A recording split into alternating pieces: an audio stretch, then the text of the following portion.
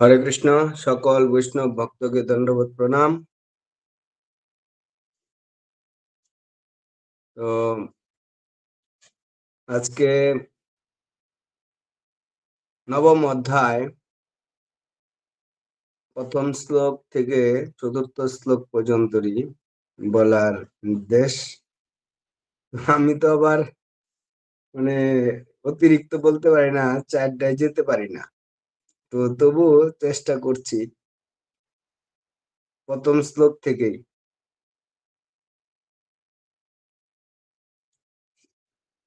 শ্রী শুক উবাচ आत्मायामृते राजन् परस्य अनुभवात्मना न घटेतर्थसम्बन्धः स्वप्नो दृष्ट एव यञ्जसा आत्मायामृते राजन् परस्यनुभवात्मना न घटेतर्थसम्बन्धः স্বপ্নদৃষ্টরিভায়াঞ্জসা। অনুবাদ। শ্রী সুখদেব গোস্বামী বললেন, হে রাজন, পরমেশ্বর ভগবানের শক্তির দ্বারা প্রভাবিত না হলে শুদ্ধ আত্মা ও শুদ্ধ চেতনার জড় দেহের সঙ্গে সম্পর্কিত হওয়ার কোনো অর্থই হয় না। সেই সম্পর্কে স্পষ্টতার স্বপ্নদৃষ্ট দেহের কার্যকলাপ দর্শন করার মতো। শ্লোকটা খুব গুরুত্বপূর্ণ। এত গম্ভীর বিষয় এই শ্লোকটা যদি উপলব্ধি করা যায়, কেননা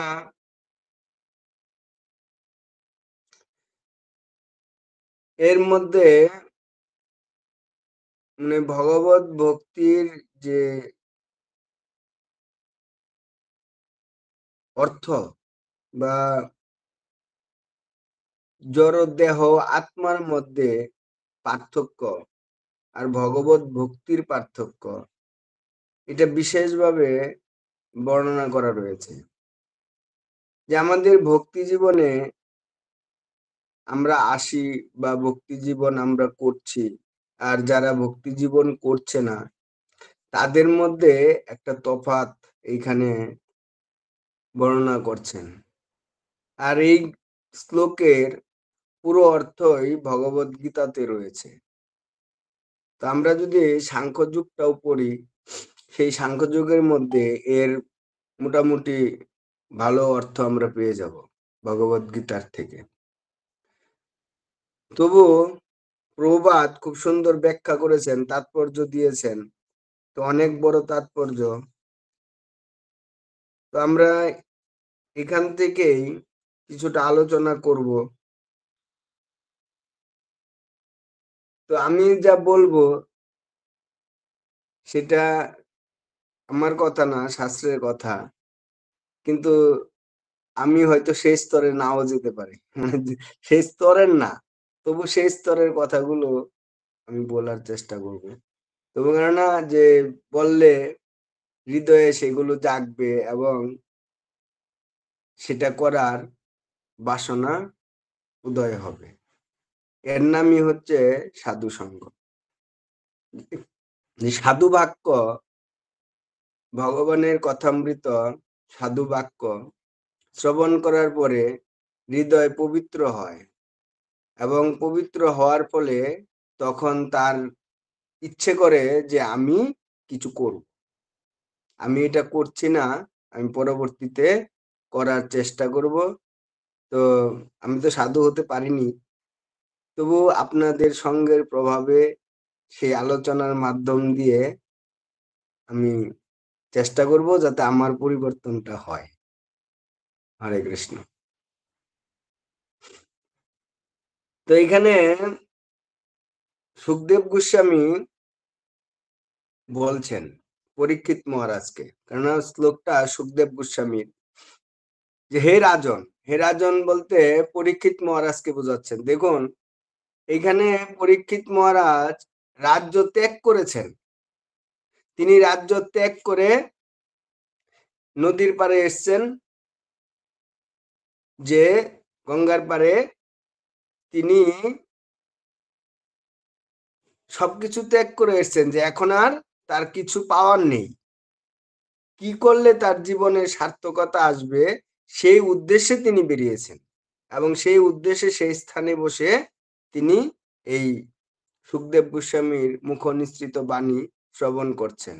কিন্তু সুখদেব গোস্বামী তাকে রাজন বলেই সম্বোধন করছেন, কেননা এখানে রাজা হওয়ার দুইটা কথা আছে। একটা কথা হচ্ছে যিনি শাসন করেন, মানে এই রাজ্য বা দেশ যে শাসন করে তাকে রাজা বলা হয়। আরেক রাজা হচ্ছেন যিনি তার ইন্দ্রিয়, মন, ইন্দ্রিয়, দেহ তাকে শাসন করেন, তাকে রাজা বলা হয় বা গোস্বামী বলা হয়। যিনি ইন্দ্রিয়কে শাসন করতে পারেন, ইন্দ্রিয়কে দমন রাখতে পারেন, তাকে বলা হয় গোস্বামী। গোস্বামী কথার অর্থ হচ্ছে গো মানে ইন্দ্রিয়, আর স্বামী মানে যিনি ইন্দ্রিয়ের স্বামী। কিন্তু আমাদের অনেকে ব্যাখ্যা করেন গোস্বামী কথার অর্থ হচ্ছে গো মানে ইন্দ্রিয়, আর স্বামী মানে ইন্দ্রিয়ের ভোগকর্তা। যিনি ইন্দ্রিয়কে ভালো করে ভোগ করবেন তিনি হচ্ছেন ইন্দ্রিয়ের স্বামী। স্বামী মানেই তো ভোগ করা না। আমরা পরমেশ্বর ভগবানকে পরম স্বামী বলে মনে করি, কারণ পরমেশ্বর ভগবান হচ্ছেন ভোক্তা। তো কিছু কিছু মানে মূর্খ জ্ঞানীরা মনে করে যে গোস্বামী মানে সে ইন্দ্রিয়ের স্বামী, তো সে ইন্দ্রিয়কে ভোগ করবে, তার জন্য সে ভোগে লিপ্ত হয়ে যায়। তো সেই অজ্ঞানতা না, এখানে ইন্দ্রিয়ের স্বামী মানে রাজা, আর তাকেই গোস্বামী বলা হয় যিনি ইন্দ্রিয়ের রাজা। ইন্দ্রিয়কে নিজের ইচ্ছাতে পরিচালনা করেন। যেরকম রাজা তার নিজের ইচ্ছাতে শাসনভার পালন করেন তার আইন অনুসারে, ঠিক এই দেহের রাজা যে সত্তা রয়েছে, যে জীবাত্মা বা পরমাত্মার স্বরূপ জীবাত্মা, অংশ জীবাত্মা, সেই জীবাত্মা তার ইন্দ্রিয়গুলোকে তিনি নিয়ন্ত্রণ করেন। তার শাস্ত্রীয় বিধান অনুসারে তিনি জীবনযাপন করেন, তাকে রাজা বলা হয়। এখানে পরীক্ষিত মহারাজ রাজ্য ত্যাগ করার পরেও সুখদেব গোস্বামী তাকে রাজা বলছেন, কারণ হচ্ছে তিনি তার নিজের সমস্ত কিছু ত্যাগ করে, নিজের ইন্দ্রিয় ভোগ বিলাস ত্যাগ করে তিনি ভগবানের আশ্রয়ে যাওয়ার জন্য, তার শরণাপন্ন হওয়ার জন্য, তার কাছে ফিরে যাওয়ার জন্য, তার জীবনের মূল উদ্দেশ্যকে লাভ করার জন্য তিনি এখানে বসেছেন। তার জন্য তবু তাকে, এর জন্যই তাকে রাজন বলে সম্বোধন করছেন। পরমেশ্বর ভগবানের শক্তির দ্বারা প্রভাবিত না হলে শুদ্ধ আত্মা, এখানে খুব সুন্দর ব্যাখ্যা আছে যে পরমেশ্বর ভগবানের শক্তির দ্বারা প্রভাবিত না হলে শুদ্ধ আত্মার, শুদ্ধ চেতনার জড় দেহের সঙ্গে সম্পর্কিত হওয়ার কোনোই অর্থ হয় না। এখানে বলছেন যে ভগবানের শক্তির দ্বারা প্রভাবিত না হলে, তো এইখানে আমরা কি বুঝবো যে ভগবানের কোন শক্তি? ভগবানের তো শক্তিকে তিন ভাগে ভাগ করা হয়েছে, কিন্তু এইখানে শুধু শক্তির কথা উল্লেখ করেছেন। কোন শক্তির কথা বলছেন ভগবানের? যে ভগবানের যে তিন শক্তি, কি কি শক্তি? অন্তরঙ্গা শক্তি, বহিরঙ্গা শক্তি, আর হচ্ছে তটস্থ শক্তি। এই তিন শক্তি, যেরকম বলা হচ্ছে সম্বিত শক্তি, সন্দিনী শক্তি, আর হচ্ছে আহ্লাদিনী শক্তি। সম্বিত, সন্দিনী আর আহ্লাদিনী, এই তিন শক্তি ভগবানের। এই সম্বিত শক্তি হচ্ছেন মহামায়া, আর সন্দিনী শক্তি হচ্ছে মানে তটস্থ শক্তি, এ হচ্ছে জীব সত্তা। তটস্থ শক্তি হচ্ছেন জীব সত্তা, আর বহিরঙ্গা অন্তরঙ্গা শক্তি হচ্ছেন আপনার যোগমায়া। তো এই বহিরঙ্গা শক্তি, অন্তরঙ্গা শক্তি আর হচ্ছে তটস্থ শক্তি। এই তটস্থ শক্তি হচ্ছে মধ্যস্থ। অন্তরঙ্গা শক্তি আর বহিরঙ্গা শক্তির মধ্যে হচ্ছে তটস্থ শক্তি। এই তটস্থ শক্তি হচ্ছে জীব শক্তি, যেমন সম্বিত শক্তি, সন্দিনী শক্তি ও আহ্লাদিনী শক্তি। আহ্লাদিনী শক্তি হচ্ছেন রাধারানীর শক্তি, যা ব্রজেতে লীলা করেন পূর্ণমাসীর দ্বারায় ভগবান শ্রীকৃষ্ণ সমস্ত ব্রজবাসীদের সঙ্গে। দেখুন, আহ্লাদিনী শক্তি এরকম শক্তি যে ভগবান সাক্ষাৎ পরমেশ্বর ভগবান কৃষ্ণ, কিন্তু তিনি ব্রজবাসী, যখন ব্রজবাসীদের সঙ্গে থাকেন নন্দগাঁও বা বর্ষনা বা গোকুলে, যেখানে বৃন্দাবনের যে স্থানে তিনি লীলা করছিলেন, তো তিনি নিজেকে কখনোই ভগবান বলে প্রকাশ করতে পারেননি। বৃন্দাবনে কৃষ্ণ কখনোই প্রকাশ করতে পারেনি সে পরমেশ্বর ভগবান, যতদিন তিনি বৃন্দাবনের আয়ত্তে ছিলেন কখনোই প্রকাশ করতে পারেনি। কেননা তার যে ভক্তরা ছিল এবং তার যে সঙ্গীরা ছিল বা তার যে প্রেমিকারা ছিল বা ব্রজবাসীরা ছিল, তারা কখনোই কৃষ্ণকে ভগবান বলে মানতে পারত না। কেন মানতে পারতো না? কারণ হচ্ছে ভগবানই যখন মানবে তখন একটু দূরের সম্পর্ক চলে আসবে ভগবানের সঙ্গে। কেননা ভগবান হচ্ছেন পরম স্রষ্টা, ভগবান হচ্ছেন সৃষ্টিকর্তা, ভগবান হচ্ছেন পালনকর্তা, মানে একটা স্তর চলে আসে।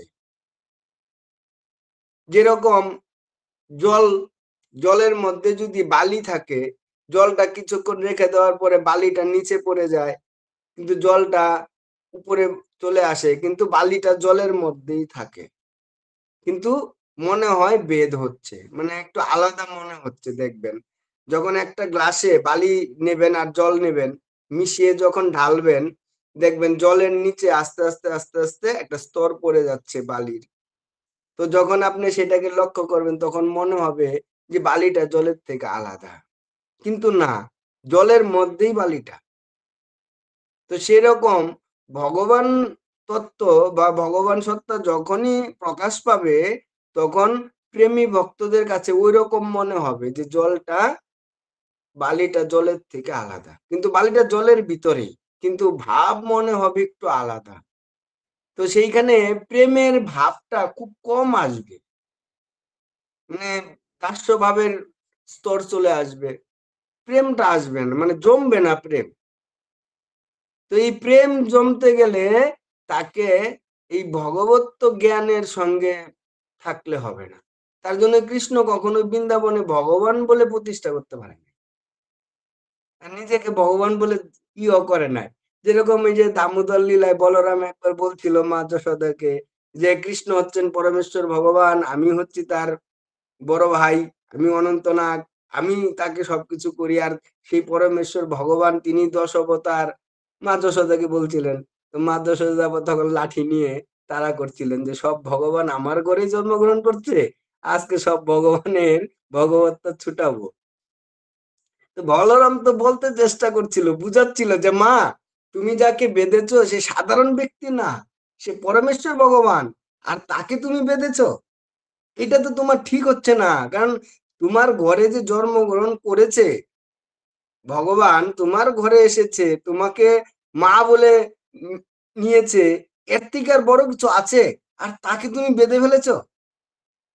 তো সেটা মা যশোদা মানতে চাচ্ছে না।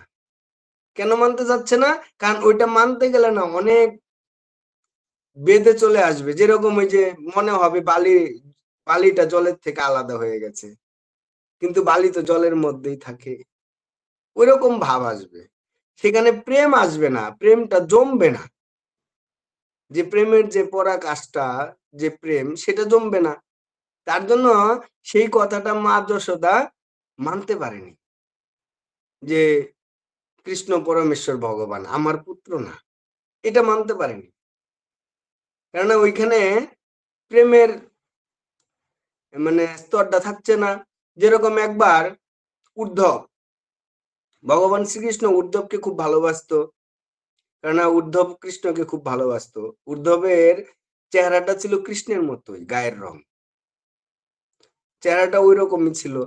তো কৃষ্ণর যে পোশাকগুলো থাকতো কৃষ্ণ পরার পরে, সেই পোশাকগুলো উদ্ধব পরতো, কেননা কৃষ্ণের পোশাক উদ্ধব পরতো, আর উদ্ধবের খুব প্রিয় ছিল কৃষ্ণের পোশাক, যে কৃষ্ণ যেটা পরে রেখে দেবে আর পরবে না, সেই পোশাকটা, উচ্ছিষ্ট পোশাকটা আমাকে দিতে হবে, আমি পরবো। তো সেই পোশাকগুলোই উদ্ধব পরতো। তো উদ্ধবের ব্রহ্মজ্ঞান ছিল, কেননা উদ্ধব ছিল বৃহস্পতির শিষ্য। স্বর্গের যে গুরু, ইন্দ্রদেবের যে গুরু, সেই গুরুর বৃহস্পতির শিষ্য হচ্ছেন এই উদ্ধব। তো উদ্ধব কৃষ্ণকে বলতেন যে তুমি এই ব্রজবাসীদের জন্য এত চিন্তা করো, তুমি হচ্ছেন পরমেশ্বর ভগবান, তুমি হচ্ছ পরম আদ্যা শক্তি, তুমি হচ্ছ মানে পরম ব্রহ্ম, পরম ব্রহ্ম হচ্ছেন তুমি। তো তুমি এইরকম ভাব করছো, এই একই ভাব। তো সেই প্রেমের ভাবটা উদ্ধবকে দেওয়ার জন্য ভগবান শ্রীকৃষ্ণ উদ্ধবকে বৃন্দাবনে পাঠায়। তো প্রথমে নন্দ মহারাজের গৃহে যায়। তো নন্দ মহারাজকে গিয়ে মানে বলে, কেননা উদ্ধব তো নন্দ মহারাজের বাড়ি চিনতো না। বৃন্দাবনে নন্দগাঁও ঢোকার পরে, বৃন্দাবনে প্রবেশ করার পরে যাকেই জিজ্ঞেস করতো যে নন্দ মহারাজের বাড়িটা কোন দিকে, তখন সবাই বলতো যে এই যে পাহাড়টা দেখছো, এই পাহাড়ে যে নালাটা বইছে, মানে জল বইছে, নালার মতো হয়ে গেছে, এই নালাটা ধরে তুমি হাঁটতে থাকো, তাহলেই তুমি নন্দ মহারাজের বাড়ি পেয়ে যাবে। তখন উদ্ধব প্রশ্ন করছে, এটা কিসের নালা? বলছে মা যশোদা যে কান্না করেন তার চোখের জলের এই নালা, মা যশোদার চোখের জল এই নালা দিয়ে বেরিয়ে আসে। তো তুমি এই নালা ধরে গেলেই তুমি নন্দ মহারাজের বাড়ি পাবে।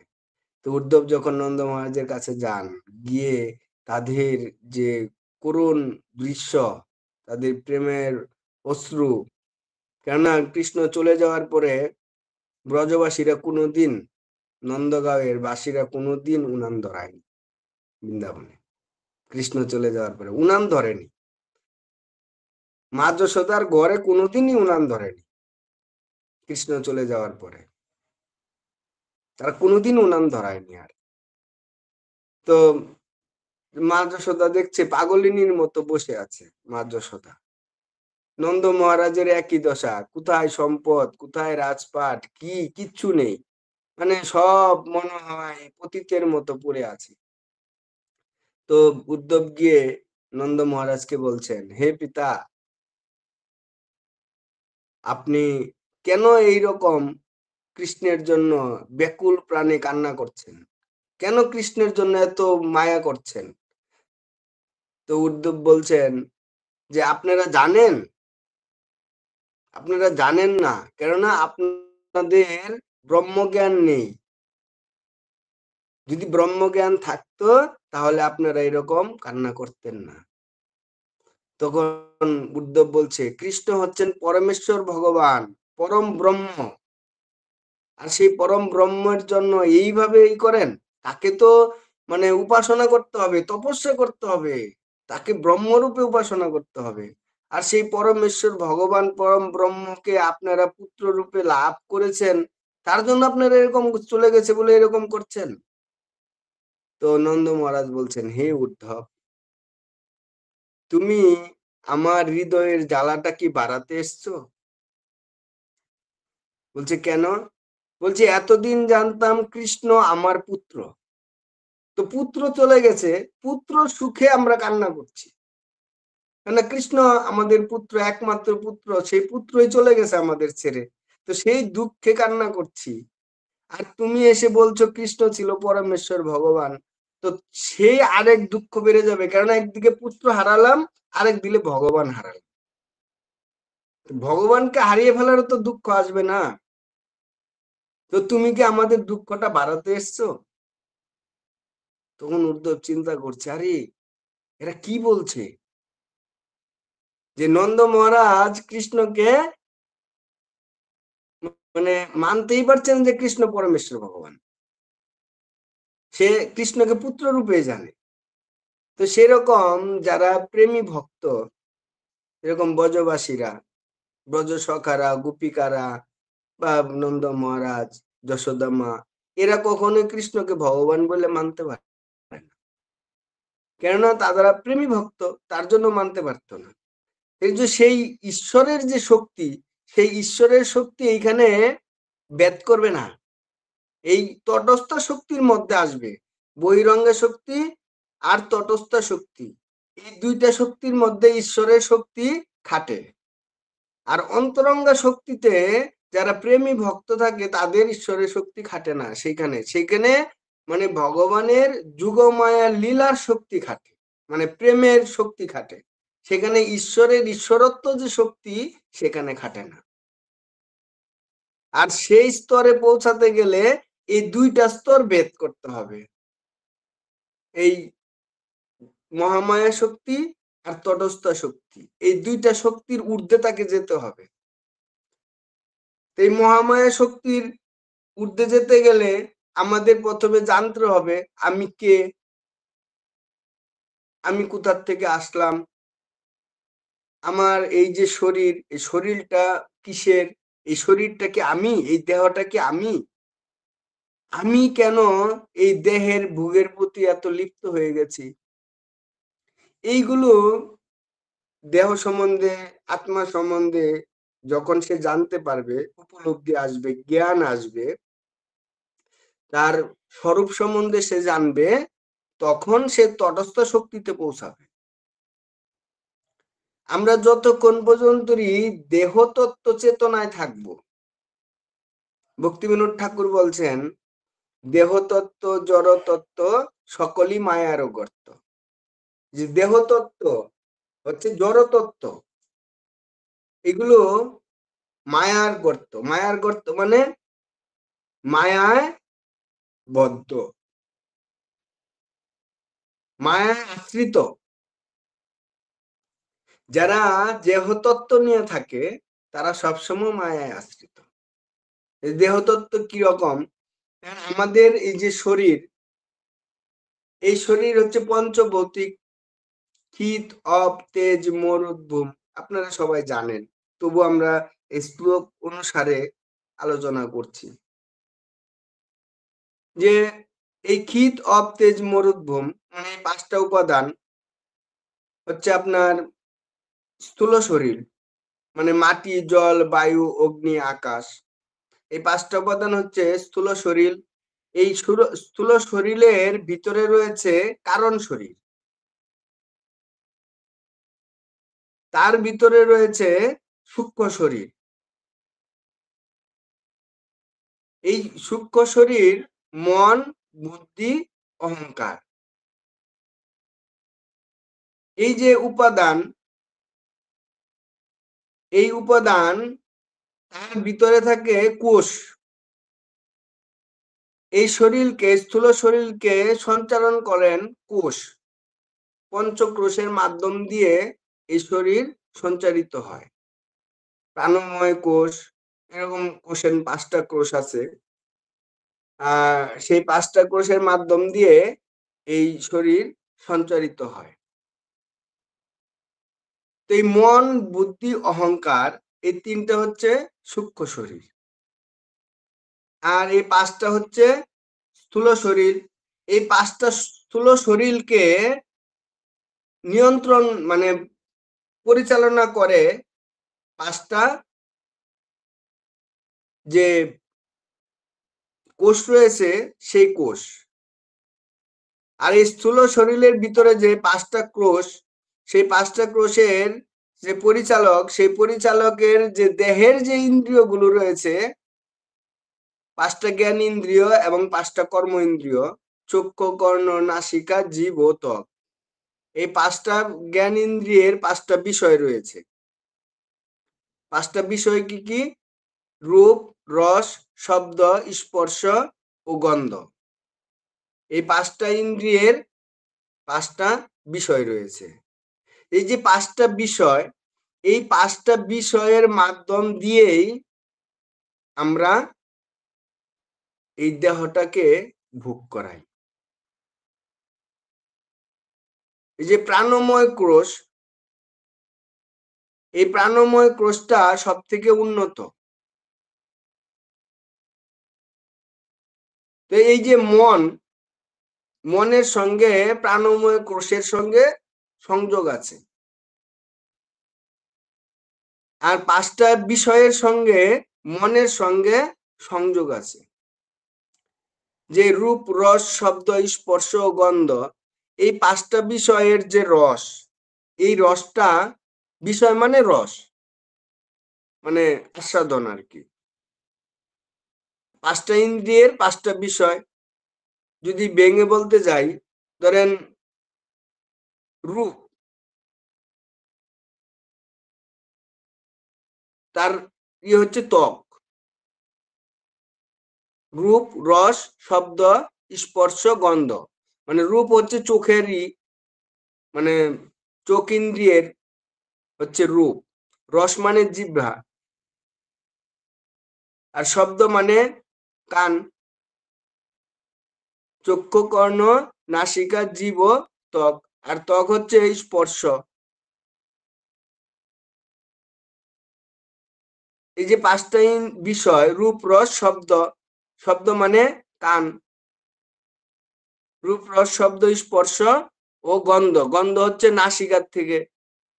এই যে 5টা জ্ঞান ইন্দ্রিয়ের 5টা বিষয়, এই বিষয়ের মাধ্যম দিয়ে মন রস আস্বাদন করে, মন ভোগ করে এই 5টা ইন্দ্রিয়ের বিষয়ের মাধ্যম দিয়ে।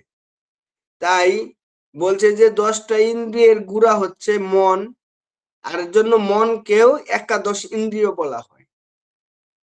তো আমরা যে জীবন যাপন করি বা এই দেহটাকে আমরা সবসময় মনের ধারায় পরিচালিত করি। যেরকম একটা জেনারেটর, একটা জেনারেটর থেকে আপনি যখন ইলেকট্রিক লাইন নেবেন, দেখবেন ফ্যান চলবে, লাইট জ্বলবে, তারপরে ফ্রিজ চলবে, এরকম বিভিন্ন রকমের ইলেকট্রিক জিনিস চলবে, টিভি চলবে। তো জেনারেটরটা কিন্তু একটাই, চলছে কিন্তু 5টা বস্তু। তো সেরকম মন একটাই, কিন্তু মনের যে ইগুলো যাচ্ছে, রসগুলো যাচ্ছে বা সূত্রগুলো যাচ্ছে, সেইগুলো 5টা ইন্দ্রিয়ের মাধ্যম দিয়ে এই মন কাজ করছে। সমস্ত ইন্দ্রিয়ের রস আস্বাদন করছে মন। তাই রুহিদাস বলতেন একটা কথা, যে মন চাঙ্গা তো কোটরমে গঙ্গা। এটা অনেক সাধুরা বলে থাকে, মন চাঙ্গা তো কোটরমে গঙ্গা। যার মন সাফ তার সব সাফ। এখন মন সাফ হয় কি করে? কেননা যে ইন্দ্রিয়র দ্বারাই রস আস্বাদন করে, যে ইন্দ্রিয়র দ্বারাই ভোগ করবে, দেহটাকে ভোগ করাবে, তার মন কি করে সাফ হবে? তার মন সাফ না। এখন কেউ যদি মনে করে যে না আমার মন সাফ, আমি খুব, মানে আমার মন পবিত্র, আমার মন শুদ্ধ, তাহলে সেই ব্যক্তিকে, তাকে ইন্দ্রিয় নিয়ন্ত্রক হতে হবে। কেননা মন তখনই শুদ্ধ হবে যখন সে ইন্দ্রিয়ের বুক থেকে মুক্ত থাকবে, ইন্দ্রিয় রস আস্বাদন থেকে মুক্ত থাকবে মন, তখনই মন শুদ্ধ হবে, তাছাড়া শুদ্ধ হবে না।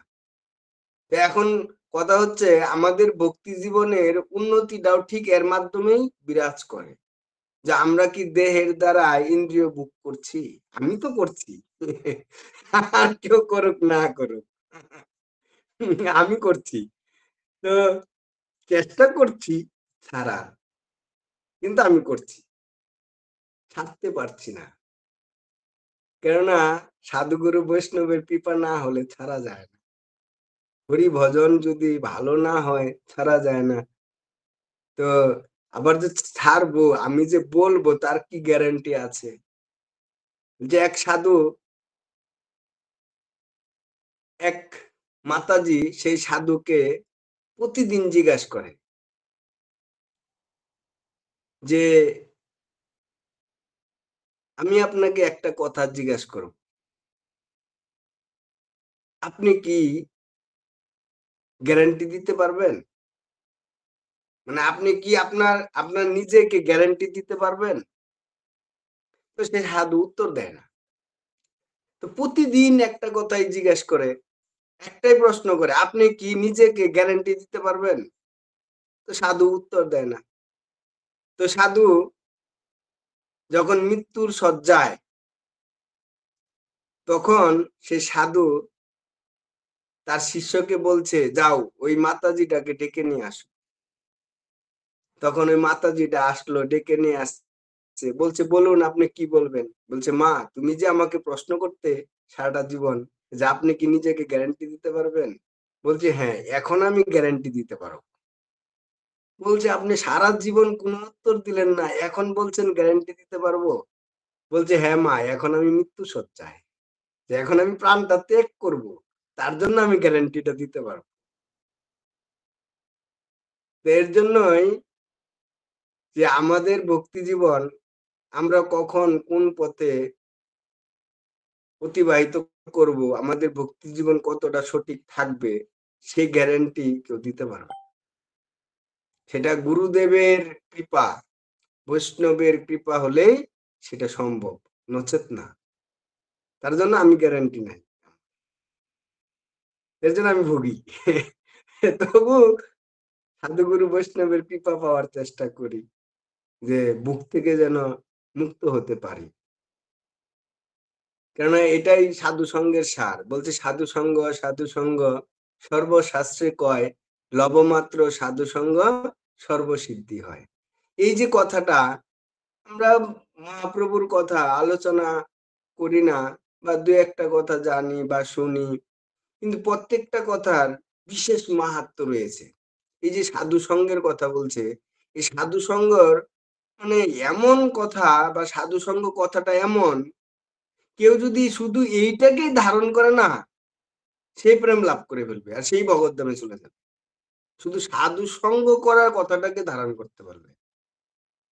দেখুন, একটা কথা মনে পড়ে গেল, কিছুদিন আগের ঘটনা, 200-300 বছর আগের ঘটনা। কুমার সম্প্রদায়ের একজন আচার্য ছিল। তো সে তার শিষ্যকে বলেছিল যে, আমি তোকে একটা কথা বলবো, একটা উপদেশ দিব। তো শিষ্যর মনে খুব তালা, আরে গুরুদেব আমাকে উপদেশ দেবে। তো শিষ্য সমস্ত কাজ কাম ছেড়ে দিয়ে, মানে সেরে টেরে এসে গুরুদেবের কাছে এসে বলছে, গুরুদেব আপনি বলেছিলেন আমাকে একটা উপদেশ দিবেন।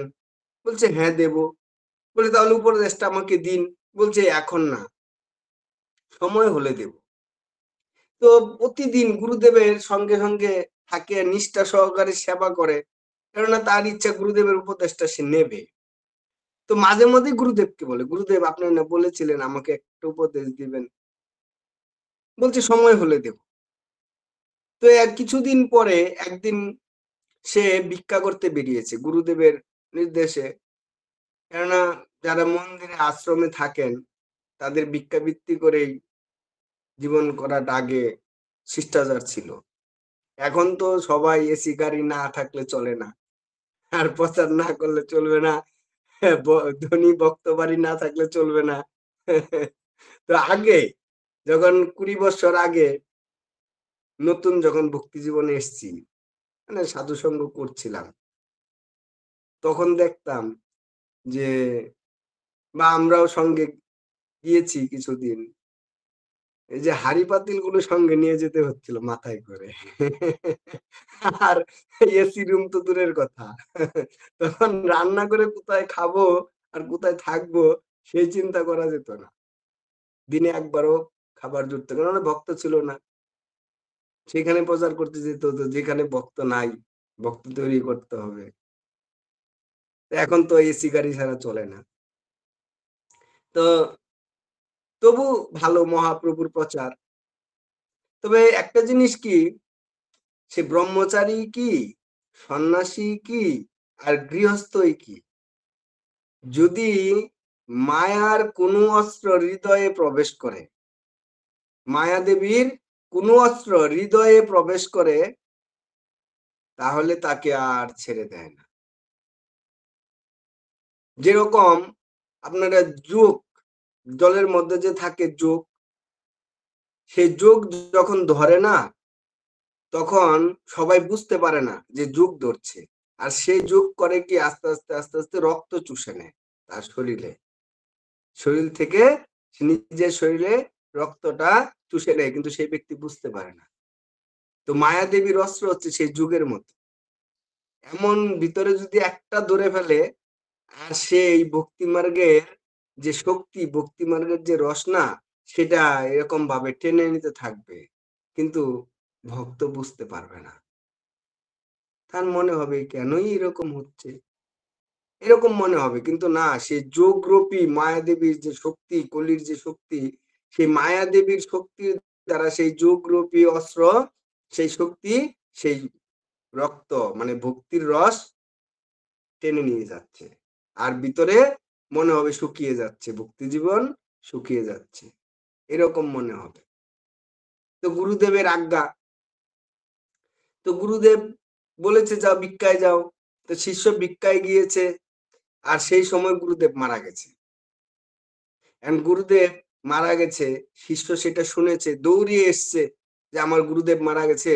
তো আস্তে আস্তে দেখে গুরুদেবকে শ্মশানে নিয়ে চলে গেছে। তো শ্মশানে নিয়ে চলে গেলে তখন সে এসে গুরুদেবকে জড়িয়ে ধরেছে। তো জড়িয়ে ধরে কান্না করছে, বলছে হা গুরুদেব, আপনি কখনোই আমাকে ছেড়ে যেতে পারেন না, আর আপনি বলেছেন আমাকে উপদেশ দিবেন। তো আপনি সেই উপদেশ না দিয়ে আপনি কি করে যান, কেননা গুরু বাক্য চিত্তেতেও করিয়া ঐক্য, আর না করিয়াও কোনো মনে আসা। যে আপনি বলেছেন আমাকে উপদেশ দিবেন, আর আমি সেটা চিত্তটা ধারণ করেছি যে আপনার উপদেশটা আমি নেব। তো তো দেওয়ার আগেই ধারণ করে ফেলেছে। শিষ্য দেখুন কিরকম, যে গুরুদেব উপদেশ দেবে সেটা দেওয়ার আগে তিনি ধারণ করে ফেলেছে। বলছে আপনি যে আমাকে উপদেশ দিবেন সেটা তো আমি হৃদয়ে ধারণ করেছি, কিন্তু এখনো দেননি। তো সেই উপদেশ না দিয়ে আপনি কি করে চলে যেতে পারেন, এটা তো কখনোই মেনে নেওয়া যায় না। কেননা গুরুদেব যা বলে সেটাই সত্য। তো আপনি তো বলেছেন উপদেশ দিবেন, সেটা সত্য, দৃঢ় সত্য। আর আমারও বিশ্বাস আপনি যাননি, আপনি আছেন। আপনার দেহকে আমি কখনোই সমাধি দিতে দেব না। আর অন্যান্য শিষ্যরা বলছে এ পাগল হয়ে গেছে। গুরুদেবের যে আরো শিষ্যরা আছে তারা বলছে এ পাগল হয়ে গেছে। এই গুরুদেবের মৃতদেহ নিয়ে কান্না করছে, আর গুরুদেব তার কাছে চলে আসবে। অন্যান্য শিষ্যরা ভাবছে যে কি করছে, পাগল হয়ে গেছে, একে কি করে সামলাবো।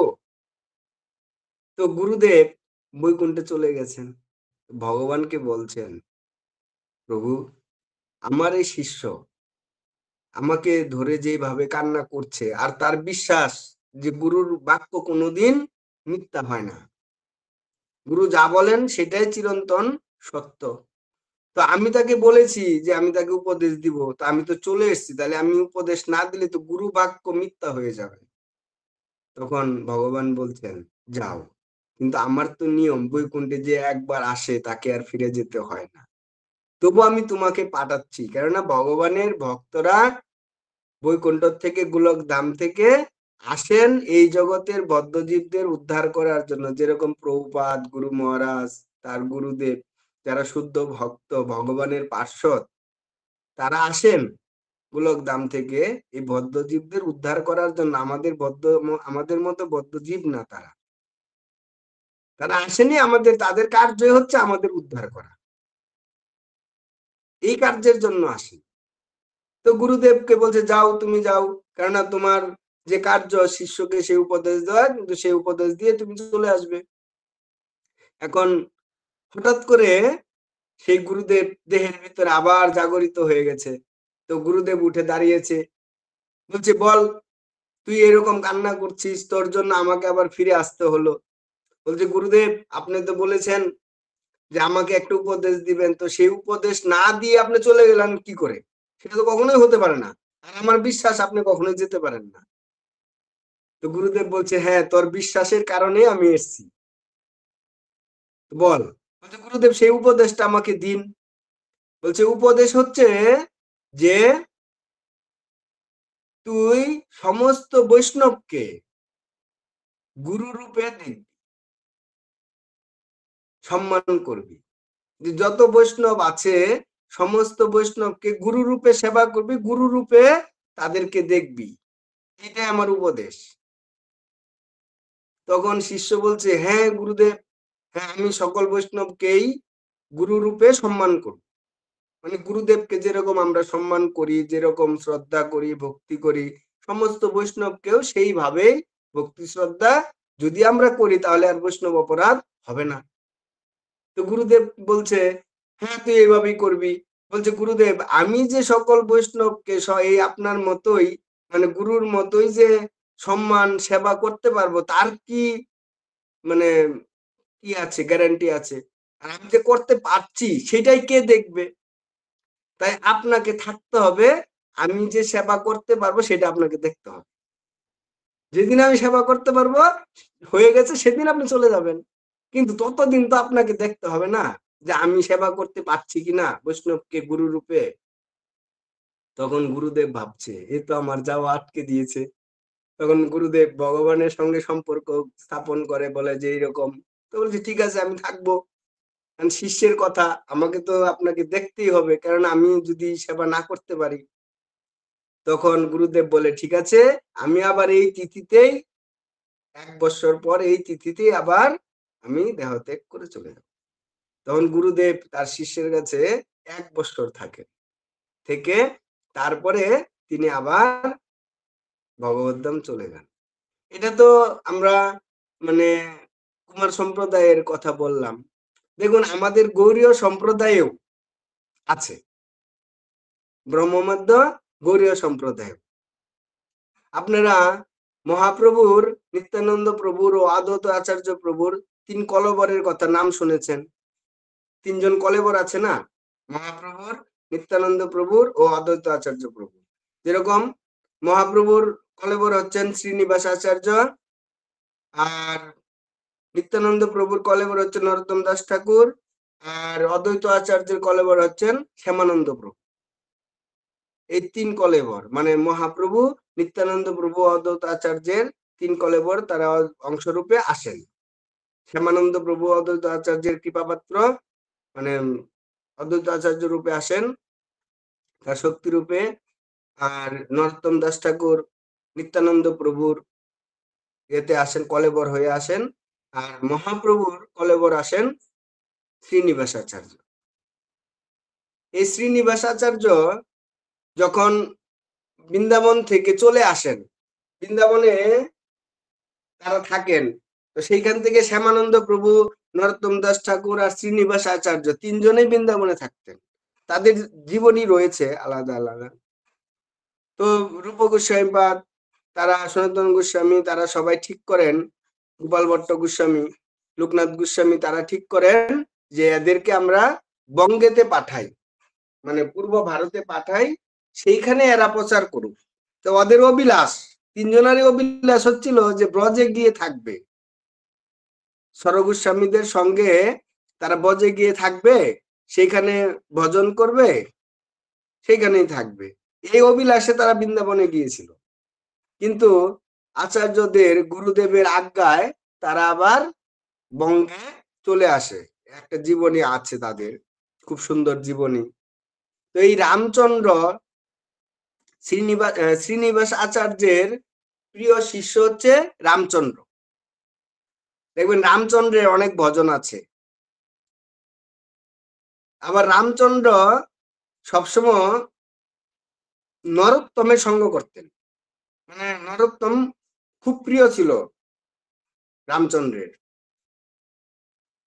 তাই একটা গানে আছে দেখবেন, রামচন্দ্র সঙ্গ মাগে নরোত্তম দাস। যে রামচন্দ্র সঙ্গ চাচ্ছে কার? নরোত্তম দাসের। খুব সুন্দর ভজন। তো শ্রীনিবাস আচার্যের শিষ্য হচ্ছেন রামচন্দ্র। রামচন্দ্রেরও খুব সুন্দর জীবনী আছে, জীবনীটা খুব সুন্দর। তো রামচন্দ্র ছিলেন খুব গুরু ভক্তি ছিল রামচন্দ্রের। এই শ্রীনিবাস আচার্য রামচন্দ্রকে পরীক্ষা করতেন, মাঝে মাঝেই পরীক্ষা করতেন। দেখেন রামচন্দ্র যখন মানে নতুন বিয়ে করে আর কি, খুব সুন্দর দেখুন একটা জীবনী, ভক্তদের জীবনী কত সুন্দর। মানে আমরা যদি ভক্তি জীবনে যারা গৃহস্থ ভক্ত, তারা যদি সঠিকভাবে আমাদের আচার্যদের জীবনী যদি পালন করতে পারে, তাদের পদাঙ্ক অনুসরণ করে চলতে পারে না, জীবন সার্থক। এই রামচন্দ্র নতুন বিয়ে করে, সেই বিয়ের দিন বৌভাতের দিন রাত্রে পালিয়ে চলে আসে। কেননা এই শ্রীনিবাস আচার্য কে দেখে বিয়ের দিন, বিয়ে করে যখন বাড়ি যাচ্ছিল তখন দেখে বৌভাতের দিনই পালিয়ে চলে আসে। তো শ্রীনিবাস আচার্যের কাছে চলে আসে, ওইখানেই থাকে, আর যায় না। বাড়ির লোক নিতে আসে তবু যায় না। তো একদিন শ্রীনিবাস আচার্য চিন্তা করছেন যে রামচন্দ্র অনেকদিন হলো এসছে, বাড়িতে আর যাচ্ছে না, নতুন বউটা রয়েছে, তাদের সঙ্গেও দেখা করে না, তো ওকে বাড়িতে পাঠাই। তো রামচন্দ্রকে বলছে, যাও তুমি বাড়ির থেকে ঘুরে আসো, স্ত্রী সঙ্গ করে আসো, আর বাড়ির সঙ্গে সবাই দেখা করে আসো। তো নরোত্তম দাস গুরুদেবের আজ্ঞা, বিকাল বেলায় রওনা দিয়েছে। সন্ধ্যার সময় বাড়িতে পৌঁছেছে, তখন তো গা হেঁটে হেঁটে যেত। সন্ধ্যার দিকে বাড়িতে পৌঁছে গেছে। তো পৌঁছে যাওয়ার পরে বাড়িতে সবাই সঙ্গে দেখা করেছে, দেখা করে স্ত্রীর কাছে গিয়েছে। এখন স্ত্রী যখন দেখেছে যে স্বামী এসছে, তো ঘরটা ভালো করে গুছিয়েছে, বিছনাপাতি গুছিয়েছে। তো গোছানোর পরে ও ঘরে ঢুকেছে। ঘরে ঢুকার পরে বউয়ের সঙ্গে চকিতে বসেছে। বসে সেই গুরুদেবের লীলা কথা, মহাপ্রভুর লীলা কথা, গুরুদেবের কথা এই যে আলোচনা করা ধরছে, সেই আলোচনা করতে করতে করতে করতে ভোর হয়ে গেছে। সারা রাত দুইজনে আলোচনা করছে, কেউ ঘুমাচ্ছে না। সেও খুব আনন্দ পাচ্ছে, আরে এত সুন্দর লীলা কথা গুরুদেবের, এত সুন্দর মহাপ্রভুর লীলা। সেই লীলা কথা শ্রবণ করতে করতে কখন ভোর হয়ে গেছে গা, দুইজনের কেউ জানে না। তো এখন চিন্তা করছে, আরে ভোর হয়ে গেছে, তো আমাকে তাড়াতাড়ি আশ্রমে যেতে হবে, আবার আশ্রম গিয়ে ঝাড় দিতে হবে, কেননা আশ্রম তো ঝাড় দিতে হবে সকালবেলায়। তো গুরুদেব যদি দেখে আমি আশ্রম ঝাড় দেইনি, গুরুদেব ওঠার আগে, তাহলে কি ভাববে। তখন ও করছে কি, দেখো দেখো আমি এখনই চলে যাব, কেননা গুরুদেবের গিয়ে আশ্রম ঝাড় দিতে হবে, কারণ আর থাকা যাবে না। তখন সে করছি তাড়াতাড়ি ঘর থেকে বেরিয়ে মানে দৌড়ের মতো যাচ্ছে, তাড়াতাড়ি যেতে হবে, দৌড়াচ্ছে। কিছু দূর যাওয়ার পরে মনে পড়ছে, আরে গুরুদেব তো বলেছে যে স্ত্রী সম্ভাষণ করার জন্য, মানে স্ত্রীকে আলিঙ্গন দেওয়ার জন্য, তা আমি তো সেটা করিনি। তো সেটা তো করতে হবে, কারণ গুরু আজ্ঞা মানতে হবে। সে আবার অর্ধেক রাস্তা থেকে দৌড়িয়ে যায় বাড়িতে, গিয়ে বউকে বলে, আরে তারা তারা এদিকে আসো, এদিকে আসো, ডেকে নিয়ে বউকে একটা আলিঙ্গন দেয়, দিয়ে আবার দৌড়ে চলে আসে। বউকে যখন আলিঙ্গন দেয়, তখন এই কপালের সিঁদুরটা এই শ্রীনিবাস আচার্যের গায়ে লেগে যায়। বউ অবাক হয়ে গেছে, আরে কি ব্যাপার, এত দূর থেকে আবার দৌড়ে এসে আমাকে একটা কোলাকুলি দিয়েই চলে গেল, আলিঙ্গন দিয়েই, কি ব্যাপার। বউ কিছু বুঝতে পারছে না, বাড়ির কেউ বুঝতে পারছে না, আবার দৌড়িয়ে চলে গেছে। দৌড়িয়ে যেতে যেতে ভোর হয়ে গেছে। এদিক দিয়ে মানে নরোত্তম দাস উঠান ঝাড় দিচ্ছে। তো উঠান ঝাড় দিচ্ছে, তখন দৌড়িয়ে এসছে। আসার পরে ও বলছে, আমি ঝাড় দিই, আমি ঝাড় দিই, এই বলে ঝাড় দেওয়ার শুরু করেছে। আর নরোত্তম দাস তাকিয়ে দেখছে, মুখের দিকে তাকিয়ে, যে ওর মুখে মানে সিঁদুরের দাগ রয়েছে। এখন বলছে, আরে তুই কোথায় গিয়েছিলি? বলছে, আমি বাড়িতে গিয়েছিলাম। বলছে বাড়িতে গিয়েছিস, সারা রাত স্ত্রীর সঙ্গে ছিলি, আর সেই চিহ্ন লেগে গেছে। এই বলে ঝাঁটাতে দিয়েছে বাড়ি, যে ছান না করে তুই গুরু সেবায় চলে এসছিস, মূর্খ। এই বলে বাড়ি দিয়েছে। তো গুরুদেব তো বাড়িতে ছিল না, গুরুদেব এক জায়গায় ছিল। এখন দিয়েছে জুড়ে বাড়ি। আরো বলছে আমার অপরাধ হয়ে গেছে, সত্যি তো অপরাধ হয়ে গেছে। ও দৌড়িয়ে আবার স্নান করতে চলে গেছে। তো স্নান টান করে এসে গুরু সেবা করতে হবে না, উৎসাহ, স্নান টান করে চলে এসছে। এসে বলছে আমার অপরাধ হয়ে গেছে, নরোত্তম দাস ঠাকুরের কাছে ক্ষমা টমা চাচ্ছে। তো চাওয়ার পরে সেবাই লেগে গেছে। এখন দুপুর বেলায় গুরুদেবের মানে স্নান করবে আবার, ভক্তরা 2 বেলা স্নান করে। তো দুপুর বেলাও স্নান করবে, তখন শরীরে তেল মেখে দেবে শ্রীনিবাস আচার্যের পিঠে। তো যখন তেল মাখতে গিয়েছে, তখন দেখছে পিঠে শ্রীনিবাস আচার্যের পিঠে ঝাড়ুর বাড়ি। পিঠে ঝাড়ু দিয়ে যে বাড়ি দিয়েছিল রামচন্দ্রের পিঠে, সেই ঝাড়ুর শলার বাড়িগুলো পুরো ছাপটা শ্রীনিবাস আচার্যের পিঠে পড়ে গেছে। তখন রামচন্দ্র বলছে, আরে গুরুদেব, আপনার পিঠে কিসের দাগ? বলছে আর তুই বুঝবি না। তখন এই কথাটা নরোত্তম দাস ঠাকুর শুনেছে। নরোত্তম এসে দেখছে, আরে এই আপনার পিঠে কিসের দাগ এইগুলো? বলছে নরোত্তম, তুমি যে রামচন্দ্রকে বাড়ি দিয়েছিলে না, ঝাড়ুর বাড়িটা, সেই বাড়িটা না রামচন্দ্রের পিঠে না গিয়ে আমার পিঠে পড়েছে। কেননা রামচন্দ্র তো আমার আজ্ঞা পালন করতে গিয়েছিল, তো সেই বাড়িটা না আমার পিঠে পড়েছে। তো নরোত্তম চিন্তা করছে, আরে আমি এত বড় অপরাধ করে ফেললাম। রামচন্দ্র তো সাধারণ ব্যক্তি না, আর তাকে আমি এরকম ঝাড়ুর বাড়ি দিলাম, আর সেই বাড়িটা গুরুদেবের মানে শ্রীনিবাস আচার্যের পিঠে পড়লো। মনের দুঃখে সে বাড়িতে চলে গেছে। তো বাড়িতে চলে গেছে, এখন চিন্তা করছে এই হাত দিয়ে আমি বাড়ি দিয়েছি রামচন্দ্রকে, এই হাত আমি রাখবো না। তখন রামচন্দ্র সেই হাত আগুনে পুড়াতে যায়। যখন আগুনে পুড়াতে যায়, তখন দেখছে যে হাত নরোত্তমের পুড়ছে না, পুড়ছে কার? শ্রীনিবাস আচার্যের। তো হাত তাপ লাগছে, আর শ্রীনিবাস আচার্য বলছে, আরে আমার হাত পুড়ে গেল, হাত পুড়ে গেল। তো এই কান্নাটা উনি মানে শুনতে পাইছে, আর বলছে কি হলো? সে আর হাত পুড়ায় নাই। এখন আশ্রমে এসে গুরুদেবের মানে শ্রীনিবাস আচার্যের কাছে এসছে। আসার পরে দেখছে যে শ্রীনিবাস আচার্যের হাতগুলো কিরকম মানে জ্বলছে জ্বলছে গেছে এরকম। বলছে আরে আপনার হাতটা এরকম হলো কেন? বলছে নরোত্তম, সকালে দাও ঝাড়ুর বাড়ি, আর রাত্রে পুরাও হাত, দুইটাই কি আমার আলাদা? বলছে তুমি রাত্রে সকালে দাও ঝাড়ুর বাড়ি, মানে সকালে রামচন্দ্রকে ঝাড়ুর বাড়ি দিয়েছো, সেটা আমার পিঠে পড়েছে। আর সেই কারণে তুমি হাত পুরাচ্ছ আর আমার হাত পুড়ছে, কারণ তুমি আর রামচন্দ্র তো আলাদা না। তোমার হাত পুড়লে আমার হাত পুড়বে, রামচন্দ্রের পিঠে ঝাড়ুর বাড়ি পড়লে আমার পিঠেই পড়বে। সকালে দাও ঝাড়ুর বাড়ি, রাত্রে পুরাও হাত। তে এইরকম হচ্ছে গুরু ভক্তি। শ্রীনিবাস আচার্য মানে তাদেরকে খুব ভালোবাসতেন আর খুব সঙ্গে রাখতেন। তো একদিন রামচন্দ্রকে বলছে, রামচন্দ্র দেখুন, এটার মধ্যে আমাদের আসে গুরু ভক্তি, কিন্তু গুরুর প্রতি কতটা আমরা মানে আসক্তি, বা কতটা আমাদের গুরু শ্রদ্ধা, গুরু নিষ্ঠা, এটা আসে এই আচার্যদের কথায়। এই শ্রীনিবাস আচার্য একদিন রামচন্দ্রকে বলছে যে রামচন্দ্র দেখো ওই যে একটা সাপ, মানে ঘরের পিছনে একটা সাপ। তো রামচন্দ্র গিয়ে বলছে দেখি দেখি। এখন দেখছে, হ্যাঁ সাপ। রামচন্দ্র বলছে গুরুদেব, ওইখানে আপনি যাবেন না, সত্যি এত বড় সাপ, আপনি কিন্তু এখানে যাবেন না।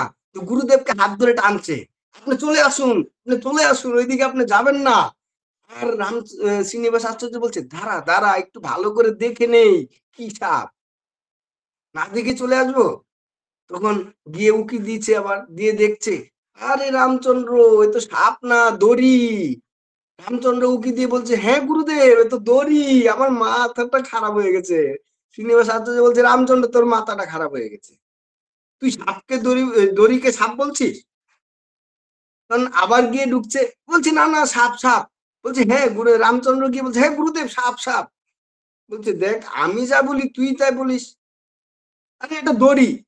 রামচন্দ্র বলছে হ্যাঁ গুরুদেব দড়ি। মানে শ্রীনিবাস আচার্য যা বলছে রামচন্দ্র তাই বলছে।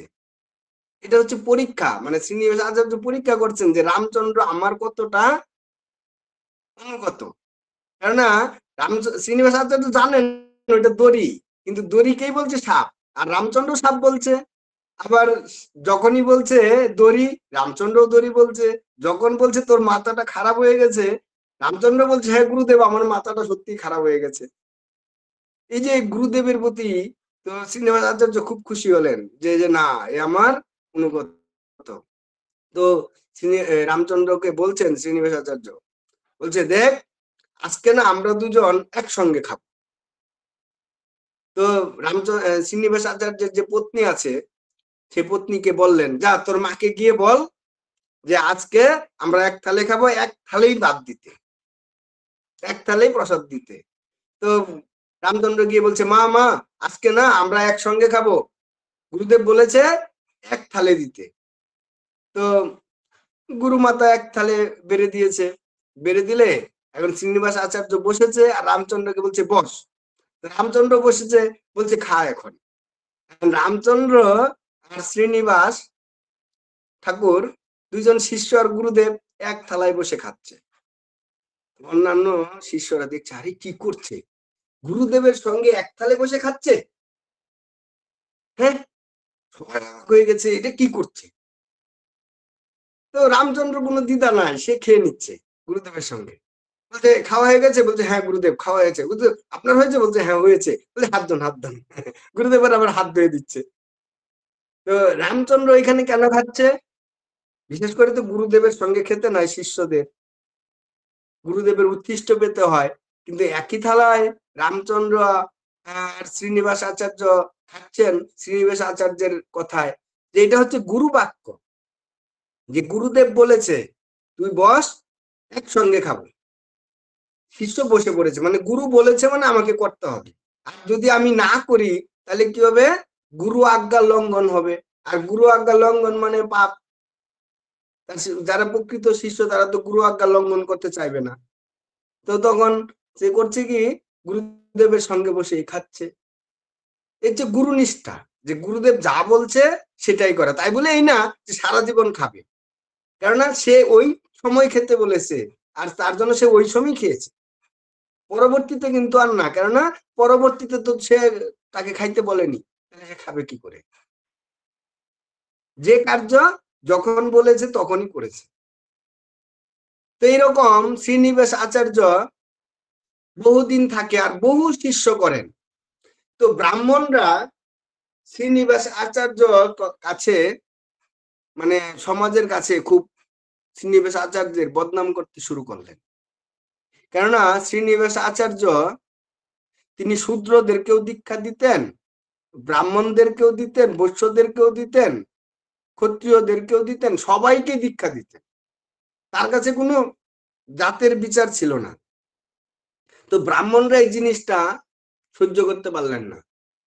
যেরকম মহাপ্রভুর কার্য নবদ্বীপের কিছু কিছু ব্রাহ্মণ সহ্য করতে পারছিল না।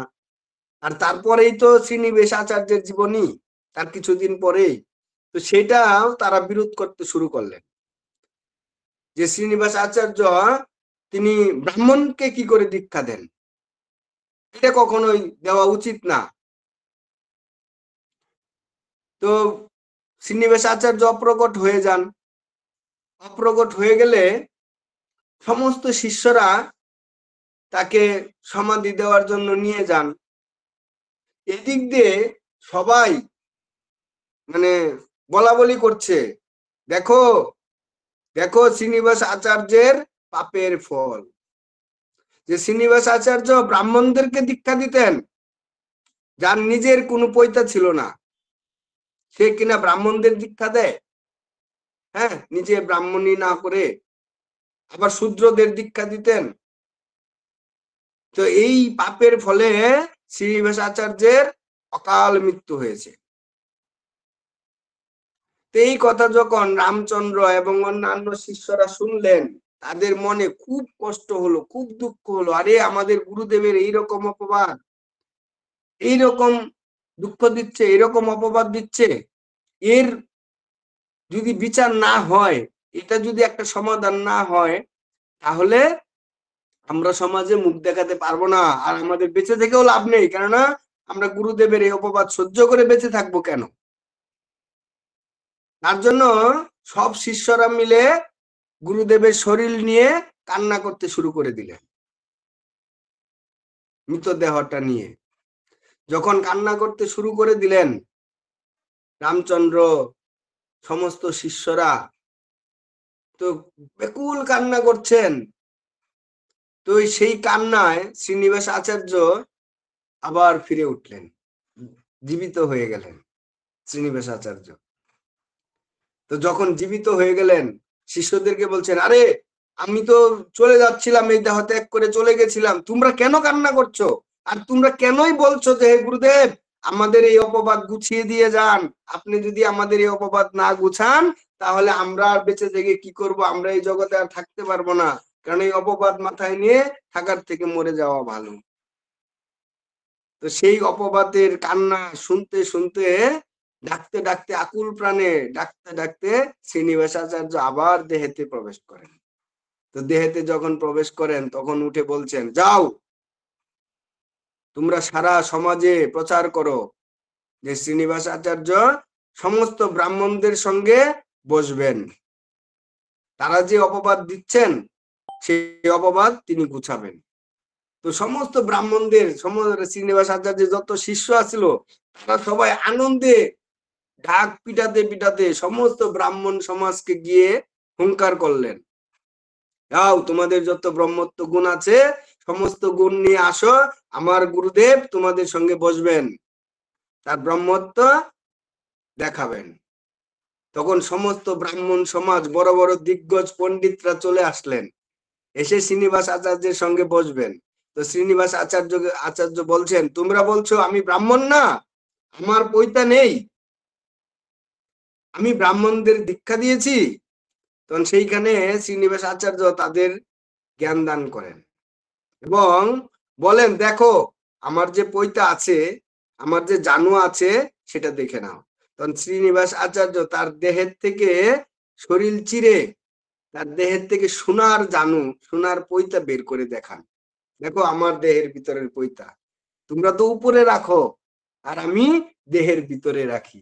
আর সেই পৈতা সোনার পৈতা, সোনার মতো জলজল করছে সেই পৈতা, সেই নবগুণে পৈতা তিনি বের করে দেখালেন, দেখো এই যে আমার পৈতা, এই আমার জানু, দেখো তোমরা দেখো আমি ব্রাহ্মণ নাকি দেখো তোমরা। সমস্ত ব্রাহ্মণ সমাজ শ্রীনিবাস আচার্যের চরণে পড়ে যান, পড়ে গিয়ে কান্না করতে থাকেন যে আমাদের যে মহা অপরাধ হয়েছে, সেই অপরাধ থেকে আমাদের আপনি ক্ষমা করুন, যদি আপনি ক্ষমা না করেন আমরা নরকেও ঠাঁই পাবো না। তো বৈষ্ণব তো দয়ালু, কৃপা, তখন তিনি কৃপা বশে তাদেরকে ক্ষমা করেন, বলেন যাও তোমরা হরিনাম করো। তখন সমস্ত ব্রাহ্মণ সমাজ শ্রীনিবাস আচার্যের ভক্ত হয়ে গেলেন, শিষ্য হয়ে গেলেন। তখন শ্রীনিবাস আচার্য তার পরবর্তী যে তিথি আসে, 1 বছর পরে যে তিথি আসে, সেই তিথিতে তিনি প্রাণ ত্যাগ করেন এবং ত্যাগ করার সময় তিনি শিষ্যদেরকে বলেন, দেখো আমি এই তিথিতে প্রাণ ত্যাগ করব, কিন্তু তোমরা আমার দেহটাকে নিয়ে গঙ্গার জলে ভালো করে ধুইবে, ভালো করে ধুইবে, যতক্ষণ আমার দেহের থেকে মানে ধোয়া শেষ না হবে ততক্ষণ তোমরা ধুইতেই থাকবে। তো শ্রীনিবাস আচার্য মৃত্যুবরণ করার পরে, দেহ ত্যাগ করার পরে, তার দেহটাকে নিয়ে যখন গঙ্গায় নিয়ে যাওয়া হয়, গঙ্গায় নিয়ে গিয়ে সেখানে ধোয়া হয়। আর যখনই গঙ্গায় নিয়ে ধুতে শুরু করে, জল দিয়ে যত ধোয় তত দুধ বের হয় শরীর থেকে। শ্রীনিবাস আচার্যের শরীরে যত গঙ্গার জল দেয় তত দুধ বের হয়। দুধ বেরোতে বেরোতে বেরোতে বেরোতে সারা শরীরটাই ক্ষয় হয়ে যায়, মানে দুধে পরিণত হয়ে যায়। যত জল দিচ্ছে তত দুধ বেরোচ্ছে, বেরোতে বেরোতে সারা শরীরটাই দুধের সঙ্গে মিশে যায়।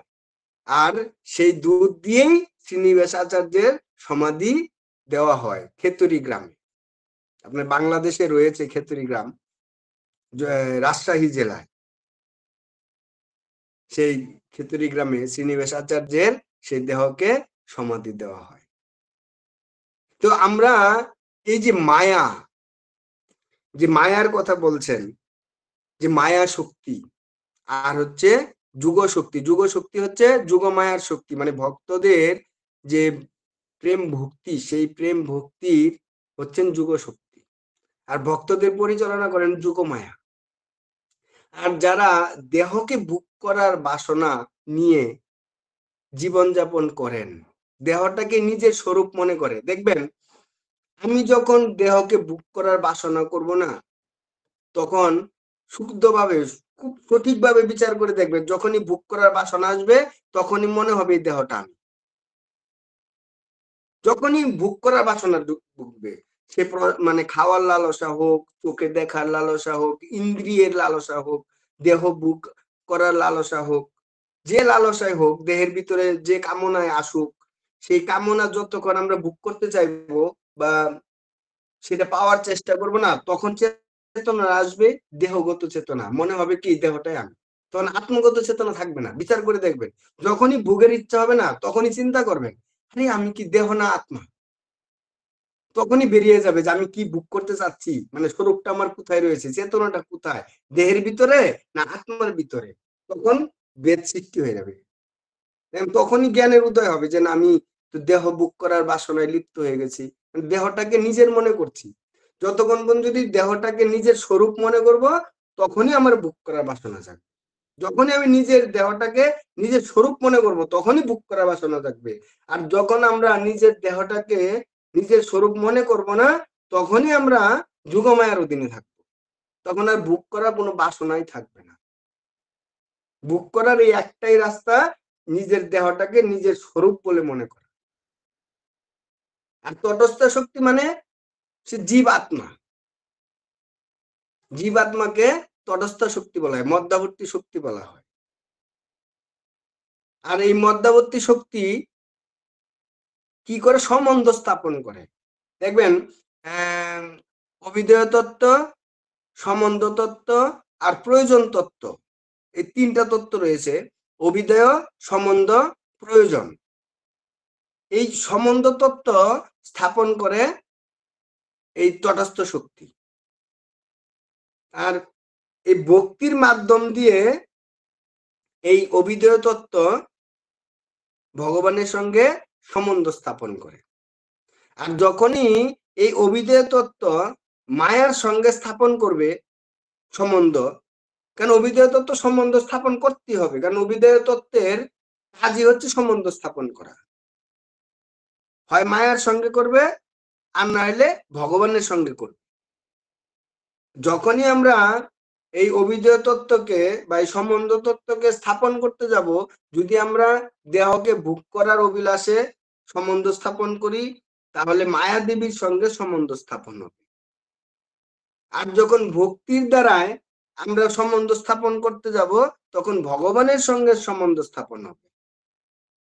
আর সেই সম্বন্ধ হচ্ছে আপনার আহ্লাদিনী শক্তি, যে রাধারানীর শক্তি, সেই শক্তিকে প্রয়োজন বলা হয়, মানে প্রেম।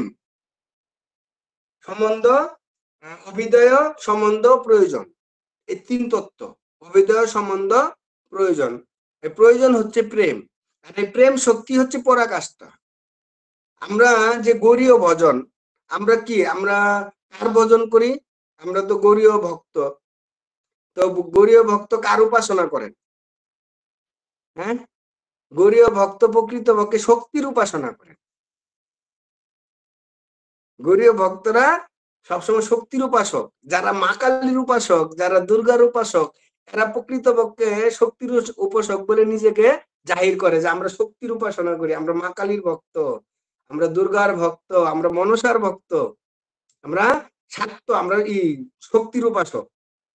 কিন্তু প্রকৃতপক্ষে যারা গৌরীয় ভজন করে, মানে গৌরীয় ধারায় রয়েছেন, ব্রহ্মমাদ্য গৌরীয় সম্প্রদায়ে গৌরীয় ধারা মহাপ্রভুর পদাঙ্ক অনুসরণ করে রয়েছেন, তারা প্রত্যেকেই শক্তির উপাসক।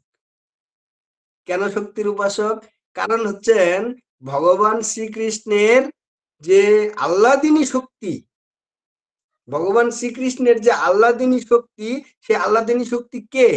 স্বয়ং রাধারানী। ভগবানের শক্তি কে? রাধারানী। রাধারানীর থেকে শক্তি ভাগ হয়ে গেছে। দুর্গা দেবী বলেন, কালী বলেন, সব শক্তি, লক্ষ্মী দেবী বলেন, সব রাধারানীর থেকে ভাগ হয়েছে। তো এই রাধারানী হচ্ছেন পরম শক্তি। তো সে আমরা কার উপাসনা করি? রাধারানীর উপাসক। ব্রহ্মমধ্য গৌড়ীয় সম্প্রদায় কার উপাসনা করেন? রাগানুগা কার ভজন করেন? রাগানুগা ভজন করি আমরা রূপ গোস্বামীপাদের অনুগত্যে। তো এই যে আমরা আমাদের ভজন হচ্ছে রাগানুগা ভজন। তো এই যে রাগ ভজন বা রাগানুগা ভজন, এই রাগ ভজন কার? রাধারানীর। তা আমরা কার উপাসক? রাধারানীর উপাসক। আমরা ডাইরেক্টলি কৃষ্ণের উপাসক না, আমরা রাধারানীর উপাসক। রাধারানীর মাধ্যম দিয়ে আমরা কৃষ্ণের সেবা লাভ করি, কিন্তু আমরা ডাইরেক্টলি কৃষ্ণের সেবা লাভ করি না, আমরা রাধারানীর সেবা লাভ করি। কেউ যদি মনে করে আমরা কৃষ্ণের সেবা লাভ করছি, তাহলে তার এটা অজ্ঞানতা। আমরা কেউ কৃষ্ণের সেবা লাভ করি না, আমরা প্রত্যেকে রাধারানীর সেবা লাভ করি। আর রাধারানী হচ্ছেন পরম শক্তি, তার জন্য আমরা শক্তির উপাসক। কিন্তু আমরা বলি কখনোই না শক্তির উপাসক, কেননা এটা বলার কিছু নাই, কারণ রাধারানী তো পরম শক্তি না, আর তার উপাসনা আমরা করি। আসলে আমাদের ভজন হচ্ছে রাগানুগা ভজন। হরে কৃষ্ণ, অনেক টাইম হয়ে গেছে। হরে কৃষ্ণ কৃষ্ণ কৃষ্ণ হরে হরে, হরে রাম রাম রাম হরে হরে।